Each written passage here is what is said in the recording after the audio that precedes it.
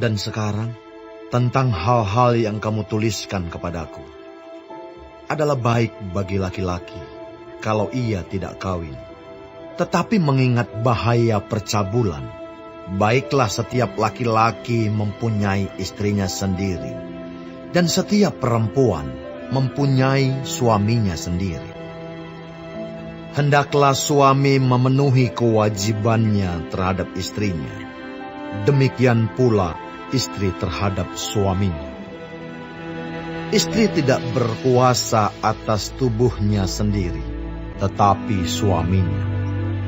Demikian pula suami tidak berkuasa atas tubuhnya sendiri, tetapi istrinya. Janganlah kamu saling menjauhi, kecuali dengan persetujuan bersama untuk sementara waktu, supaya kamu mendapat kesempatan untuk berdoa.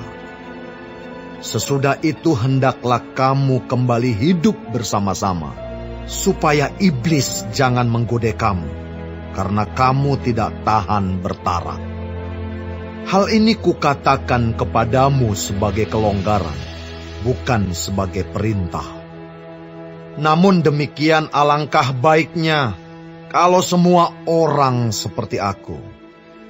Tetapi setiap orang menerima dari Allah karunia-Nya yang khas. Yang seorang karunia ini, yang lain karunia itu. Tetapi kepada orang-orang yang tidak kawin dan kepada janda-janda aku anjurkan, supaya baiklah mereka tinggal dalam keadaan seperti aku. Tetapi kalau mereka tidak dapat menguasai diri, baiklah mereka kawin. Sebab lebih baik kawin daripada hangus karena hawa nafsu. Kepada orang-orang yang telah kawin, bukan aku, tetapi Tuhan perintahkan, supaya seorang istri tidak boleh menceraikan suaminya. Dan jikalau ia bercerai, ia harus tetap hidup tanpa suami, atau berdamai dengan suaminya. Dan seorang suami tidak boleh menceraikan istrinya. Kepada orang-orang lain, bukan Tuhan katakan, kalau ada seorang saudara beristrikan seorang yang tidak beriman, dan perempuan itu mau hidup bersama-sama dengan dia, janganlah saudara itu menceraikan dia. Dan kalau ada seorang istri bersuamikan seorang yang tidak beriman, dan laki-laki itu mau hidup bersama-sama dengan dia, janganlah ia menceraikan laki-laki itu. Karena suami yang tidak beriman itu dikuduskan oleh istrinya, dan istri yang tidak beriman itu dikuduskan oleh suaminya. Andai kata tidak demikian, niscaya anak-anakmu adalah anak cemar, tetapi sekarang mereka adalah anak-anak kudus. Tetapi kalau orang yang tidak beriman itu mau bercerai, biarlah ia bercerai. Dalam hal yang demikian saudara atau saudari tidak terikat. Tetapi Allah memanggil kamu untuk hidup dalam damai sejahtera. Sebab bagaimanakah engkau mengetahui, hai istri, apakah engkau tidak akan menyelamatkan suamimu? Atau bagaimanakah engkau mengetahui, hai suami, apakah engkau tidak akan menyelamatkan istrimu? Selanjutnya, hendaklah tiap-tiap orang tetap hidup seperti yang telah ditentukan Tuhan baginya, dan dalam keadaan seperti waktu ia dipanggil Allah. Inilah ketetapan yang kuberikan kepada semua jemaat.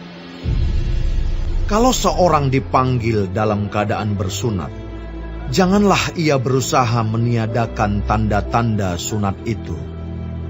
Dan kalau seorang dipanggil dalam keadaan tidak bersunat, janganlah ia mau bersunat. Sebab bersunat atau tidak bersunat tidak penting. Yang penting ialah mentaati hukum-hukum Allah.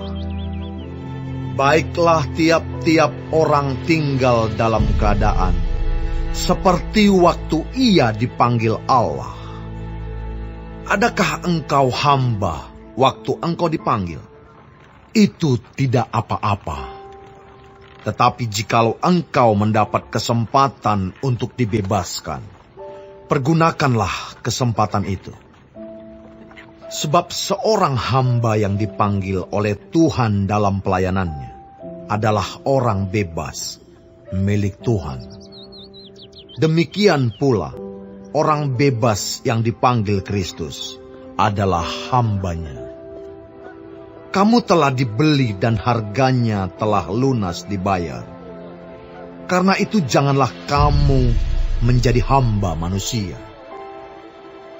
Saudara-saudara, hendaklah tiap-tiap orang tinggal di hadapan Allah dalam keadaan seperti pada waktu ia dipanggil. Sekarang tentang para gadis. Untuk mereka aku tidak mendapat perintah dari Tuhan. Tetapi aku memberikan pendapatku sebagai seorang yang dapat dipercayai karena rahmat yang diterimanya dari Allah. Aku berpendapat bahwa mengingat waktu darurat sekarang adalah baik bagi manusia untuk tetap dalam keadaannya. Adakah engkau terikat pada seorang perempuan? Janganlah engkau mengusahakan perceraian. Adakah engkau tidak terikat pada seorang perempuan? Janganlah engkau mencari seorang. Tetapi kalau engkau kawin, engkau tidak berdosa. Dan kalau seorang gadis kawin, ia tidak berbuat dosa. Tetapi orang-orang yang demikian akan ditimpa kesusahan badan, dan aku mau menghindarkan kamu dari kesusahan itu. Saudara-saudara, inilah yang kumaksudkan, yaitu waktu telah singkat. Karena itu, dalam waktu yang masih sisa ini, orang-orang yang beristri harus berlaku seolah-olah mereka tidak beristri. Dan orang-orang yang menangis seolah-olah tidak menangis. Dan orang-orang yang bergembira seolah-olah tidak bergembira.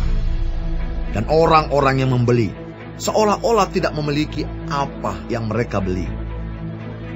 Pendeknya, orang-orang yang mempergunakan barang-barang duniawi seolah-olah sama sekali tidak mempergunakannya. Sebab dunia seperti yang kita kenal sekarang akan berlalu.